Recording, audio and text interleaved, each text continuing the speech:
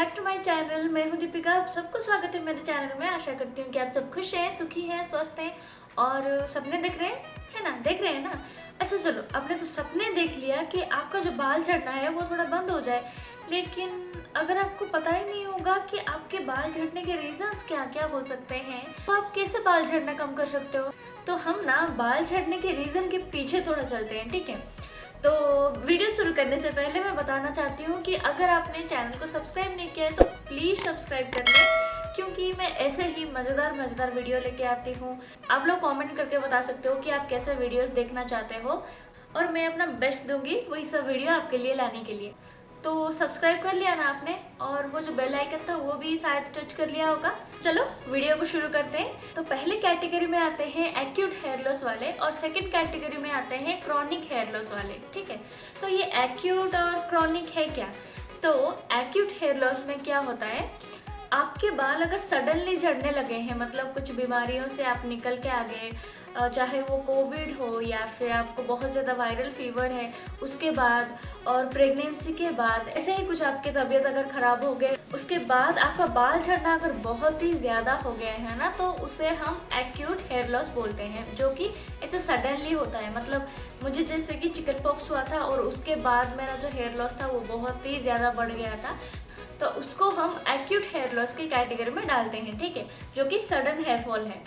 और दूसरा जो कि क्रॉनिक हेयर लॉस है, उसमें क्या होता है, आपके जीन्स के वजह से आपको बीपी है, डायबिटीज़ है, थायराइड है, ऐसे ही बहुत सारी बीमारियां जो कि सालों से चलते आ रहे हैं, महीनों से चलते आ रहे हैं, उसको हम क्रॉनिक हेयर लॉस के कैटेगरी में डालते हैं, ठीक है?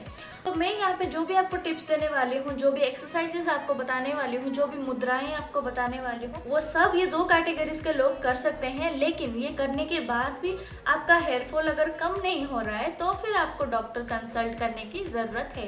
तो पहले नंबर पॉइंट पे चलते हैं कि हम हेयर लॉस जो है वो कम कैसे कर सकते हैं। 50-100 बाल झड़ना एक दिन में वो होता ही रहता है और वो पता भी नहीं चलते, क्योंकि हेयर लॉस होने के साथ साथ ना हेयर ग्रोथ भी होता है हमारा, है ना? तो उतना पता नहीं चलता। लेकिन जब आपके 50-100 बाल गिरते हों और आप जब भी हेयर स्टाइल करने के लिए ऐसे लाइन निकालते हो और वहाँ पे बहुत ज़्यादा वाइट दिखने लगता है, बहुत ज़्यादा हेयर लॉस होने के बाद यहाँ पे वाइट दिखने लगता है, ऐसे अगर दिख रहे हैं तो उसका मतलब क्या है कि आपके बाल तो झड़ रहे हैं लेकिन बाल और उग नहीं रहे हैं, मतलब रीग्रोथ नहीं हो रहे हैं। वो प्रॉब्लम हम यहाँ पे सॉल्व करने वाले हैं, तो हम कुछ चीज़ों पे थोड़ा ध्यान देंगे, ठीक है? तो पहले नंबर पे हमारा जो आता है वो है लाइफस्टाइल, कि आप कैसे खाना खाते हो। देखो, अभी अगर आपको बहुत ज़्यादा हेयर लॉस हो रहा है, हेयर फॉल हो रहा है, तो आप बाहर से रेमेडीज़ करते हो, right? Onion hair oil apply करते हो, मसाज देते हो, बहुत सारी चीज़ें हम बाहर से करते हैं। लेकिन इसके साथ साथ हमको खाने में भी बहुत ही ज़्यादा थोड़ा ध्यान देना पड़ेगा। अगर आप बाहर से जितना भी कर लो, अगर आप फास्ट फूड खा रहे हो, बहुत ज़्यादा शुगर इंटेक कर रहे हो, बहुत ज़्यादा सॉल्टी फूड्स खा रहे हो, फास्ट फूड्स खा रहे हो, तो बहुत ज़्यादा चांसेस है कि आपके जो हेयर फॉल है ना वो कम नहीं होंगे, क्योंकि आपने अंदर का जो ध्यान है वो तो रखा ही नहीं, तो कैसे होगा? तो आपको भरपूर प्रोटीन, फाइबर से भरे हुए खाना खाना चाहिए। ग्रीन वेजिटेबल जितना हो सके उतना खाना चाहिए। ये सब टिप्स ना सुनने के लिए, बोलने के लिए बहुत इजी है, लेकिन जब तक हम अप्लाई नहीं करेंगे तो हम लोग रिजल्ट नहीं देख पाएंगे, ठीक है? तो आपको आपके खाने में ना बहुत सारी चीज़ें ऐड करनी है। आप क्या खाते हो? स्प्राउट्स खाते हो, आलमंड खाते हो, मिल्क पीते हो, curd, paneer, rajma, eggs, meat, dates, दाल, अगर ये सब नहीं खाते हो ना तो आपका बॉडी ना फाइबर, प्रोटीन, ये सब चीज़ों का बहुत ज़्यादा कमी महसूस करने वाला है। तो ये सब को हमेशा ऐड करना ही करना है, और जो वेजिटेबल ग्रीन दिखे आपको वो पक्का खाना है, ठीक है? बहुत ज़्यादा भरपूर मसाले, नमकीनदार जो होते हैं ना फास्ट फूड, उससे दूर रहना है थोड़ा आपको। बहुत ज़्यादा ऑयल इनटेक नहीं करना है। घी आप खा सकते हो, हाँ वो हेल्दी है, लेकिन बहुत ज़्यादा ऑयल नहीं खाना है। और जब आप उठ जाते हो ना, जब चाय, कॉफ़ी ये सब पीते हो, उससे कई ज़्यादा अच्छा है कि उससे पहले आपको हमेशा पानी पीना है। और आपके पास कॉपर जार या फिर कॉपर ग्लासेस है ना, तो फिर 4 चांद लग जाएंगे। आपको पता होगा कि कॉपर वाटर ना हमारे बॉडी के लिए कितने सारे बेनिफिट्स देता है। इसीलिए तो आज के नए टेक्नोलॉजी में भी कॉपर का ऐड किया जाता है। बड़े से बड़े कंपनीज अपने फिल्टर में कॉपर का यूज करते हैं। तो इससे आप समझ जाओ कि कुछ ना कुछ बेनिफिट्स तो कॉपर का है हमारे बॉडी में, है ना।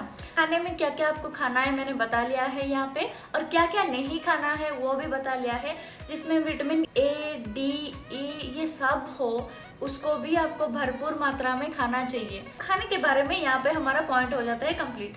तो अब हम चलते हैं सेकंड नंबर पॉइंट पे, जो कि है एक्सरसाइज। मतलब आपको 30 मिनट्स एटलीस्ट तो एक्सरसाइज करना ही करना चाहिए। ऐसा नहीं चाहिए कि आपका पूरा पसीना निकल जाए, ठीक है। आप छोटे छोटे एक्सरसाइज भी कर सकते हो, जिसमें आपको सिर्फ और सिर्फ योगा भी कर सकते हो, कुछ प्राणायाम वगैरह कर सकते हो, या फिर कुछ मुद्राएं कर सकते हो। तो मैं यहाँ पे एक एग्जाम्पल देती हूँ, ठीक है। मेरे जो पापा हैं उनका हेयर ग्रे होना स्टार्ट हुआ जब वो 45 एज के थे, ठीक है। तो आजकल के बच्चों को देखोगे ना आप, तो 25-30 में सबका हेयर जो है ग्रे होना स्टार्ट हो जाता है।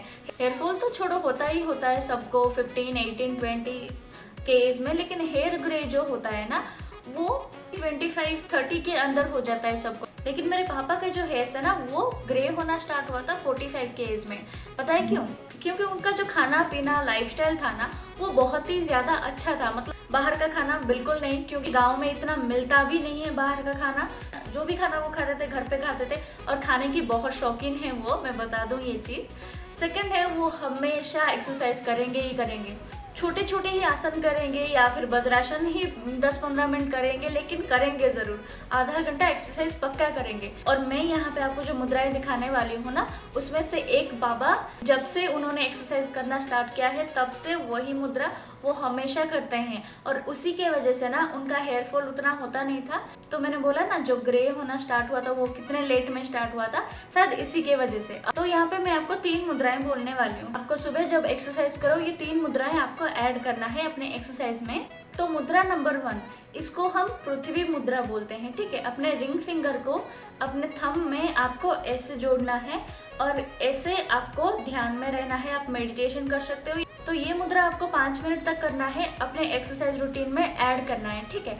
और ये आप कभी भी कर सकते हो। मैं सजेस्ट करना चाहूँगी जब भी आपका एक हाथ खाली होना, जब आप कुकिंग वगैरह करते हो या फिर झाड़ू वगैरह करते हो ना, तभी भी आपको एक हाथ ना ऐसे, अगर आपको याद आए तो ऐसे रख लिया कीजिए, क्योंकि ये मुद्राओं से ना ब्लड सर्कुलेशन जो है वो अच्छा होने वाला है बॉडी में, और उसी वजह से आपका जो हेयर लॉस है ना वो बहुत ज़्यादा हद तक कम हो जाएगा। तो ये रहा पहला मुद्रा, पृथ्वी मुद्रा। तो सेकंड मुद्रा पे हम चलते हैं, जो कि है प्रसन्न मुद्रा। और मेरे पापा यही हमेशा करते आ रहे हैं।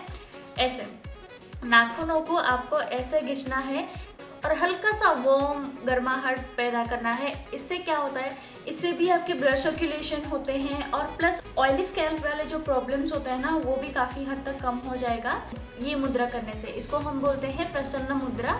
तो तीसरा मुद्रा हमारा है कफनासक मुद्रा। इसको कैसे किया जाता है, हमारे हैंड्स के जो लास्ट 2 उंगलियां हैं उनको हम बेंड करेंगे, हमारे थंब को लेके यहाँ पे थोड़ा सा हम प्रेशर देंगे, ठीक है। हल्का सा आपको प्रेशर देना है, और इसको हम बोलते हैं कफनासक मुद्रा। तो ये 3 मुद्राओं के द्वारा आप आपका जो हेयर ग्रोथ है ना वो बहुत ज़्यादा फास्ट कर सकते हो, और हेयर फॉल जो है वो काफ़ी हद तक कम कर सकते हो। तो चलते हैं टिप नंबर 3 में। वो क्या है, अब हम सबको पता है कि स्मोकिंग कितना इंजीरियस है हमारे हेल्थ के लिए, है ना, पता है, लेकिन हम छोड़ नहीं पाते, क्या करें। देखिए मैं इजीली आपको समझाने की कोशिश करती हूँ, ठीक है। हम जब ब्रीद इन करते हैं तो वो हम जो ऑक्सीजन लेते हैं जो भी, वो हमारे ब्लड में जाके मिलता है, और ऑक्सीजन ब्लड में फ्लो होने की वजह से हमारे जो ब्लड फ्लो है वो अच्छे होते हैं, हमारा बॉडी जो है वो हेल्दी रहता है, ठीक है। तो इतना तो आपको पता है कि हम जो भी सांस ले रहे हैं, जो भी वायु अपने अंदर ले रहे हैं, वो काफ़ी बेनिफिट्स देता है हमारे बॉडी को। और अब लेते हैं हम सिगरेट को, ठीक है। तो हम जब भी स्मोकिंग करते हैं, वो स्मोक जब भी अंदर जाता है, ठीक है, अंदर जाने के बाद हमारे बॉडी पे पूरा फैलता है और ब्लड वेसल्स में जाता है, और वो स्मोक में जितने भी टॉक्सिक चीज़ें हैं ना सब हमारे बॉडी पे फैलते हुए जा रहे हैं, ठीक है। तो पहले शायद आप नोटिस ना कर पाओ, लेकिन कुछ साल बाद, कुछ महीनों के बाद आप देखोगे कि आपका फेस ना थोड़ा सा डल हो जाएगा, थोड़ा श्रिंक हो जाएगा और आपके बॉडी पे, आप स्किन पे ना स्किन एलर्जीज दिखने लगेंगे। मतलब आप बॉडी जब देखोगे ना आपको साफ नहीं लगेगा। तो स्मोकिंग लोग स्टार्ट क्यों करते हैं? कभी कभी तो शौक में स्टार्ट कर लेते हैं और कभी कभी तो बस स्ट्रेस में स्टार्ट कर लेते हैं, है ना। तो स्ट्रेस में तो आप हो, स्ट्रेस में होने से बाल तो झड़ेगा ही, प्लस उसके साथ आप स्मोकिंग भी कर लेते हो तो उसमें क्या होता है, ऑलरेडी स्ट्रेस के वजह से आपका बाल झड़ रहा है और आप स्मोकिंग कर रहे हो तो डबल अप होके और भी ज़्यादा बाल झड़ने लगेंगे। तो स्मोकिंग ना आपको नहीं करना चाहिए।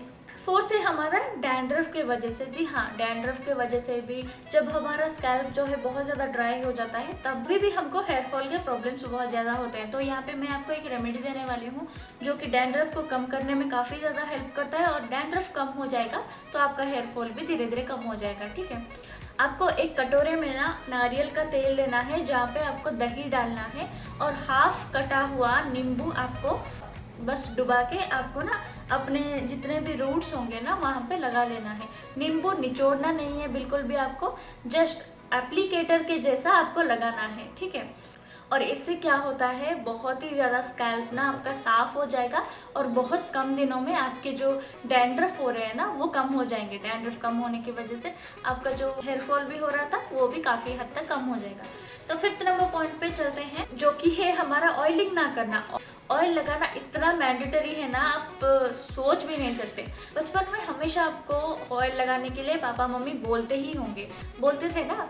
आजकल नहीं बोलते होंगे क्योंकि आप बड़े हो गए हो, आप समझदार हो गए हो शायद इसीलिए। लेकिन हम सबको ना बिना तेल के जो बाल होते हैं वो अच्छे लगते हैं क्योंकि चिपकू चिपकू नहीं रहता, थोड़ा उड़ता हुआ रहता है इसीलिए। लेकिन आपको हमेशा आपके बालों को ना ऑयलिंग करना ही होता है। जब भी आप वॉश करो विदाउट ऑयलिंग कभी भी वॉश मत करना। ठीक है, जितने भी रिक्वायर्ड ऑयल्स भी होंगे ना आपके स्कैल्प में वो सब भी निकल जाएगा और वो सब निकल गया ना तो फिर से डैंड्रफ का प्रॉब्लम जो है आपको हो जाएगा। क्योंकि ऑयल्स निकल जाएंगे तो पूरा स्कैल्प जो है पूरा ड्राई हो जाएगा ना। ड्राई होने से क्या होता है आपको पता है, स्किन भी ड्राई होता है, होठ भी ड्राई होते हैं तो छिलके निकल आते हैं। तो ऐसे ही आप स्कैल्प को ना बहुत ज़्यादा ड्राई रखते हो तो बहुत ज़्यादा चांसेस हैं कि आपको डैंड्रफ हो जाए। और आप अगर अपने स्कैल्प को बहुत ज़्यादा ऑयली भी रखते हो तभी भी डैंड्रफ होने के चांसेस बढ़ जाते हैं क्योंकि ऑयल्स बहुत ज़्यादा डर्ट, बहुत ज़्यादा धूल मिट्टी, प्रदूषण जो होता है बाहर में वो सब को अट्रैक्ट करता है और वो सब आके ना चिपक गए आपके स्कैल्प में तो आज नहीं तो कल वो आपके हेयर फॉल के कारण बन सकते हैं। इसीलिए आपको ऑयलिंग करना है लेकिन बहुत ज़्यादा नहीं करना है या फिर कम भी नहीं करना है। हफ्ते में 1 या 2 बार आपको ऑयलिंग तो करना ही करना है और वॉशिंग से पहले पक्का करना है। तो ये थे 5 मज़ेदार टिप्स जिससे आप क्या करते हो अपने हेयर फॉल को ना काफ़ी हद तक कम कर सकते हो। ठीक है, अगर कुछ पूछना है, कुछ डाउट्स हैं तो प्लीज़ मुझे कमेंट सेक्शन में ज़रूर बताइएगा। तो आशा करती हूँ कि आज का जो वीडियो है आपको बहुत ही ज़्यादा पसंद आया होगा। तो चलिए फिर मिलते हैं नेक्स्ट वीडियो पर। अभी तक आपने सब्सक्राइब नहीं किया है तो कर लीजिए, ठीक है, और वो बेल आइकन को भी दबा लीजिए ताकि मैं जब भी पोस्ट करूँ आपको नोटिफिकेशन आ जाए। तो चलो फिर मिलते हैं नेक्स्ट वीडियो पर। Till then take care, bye bye.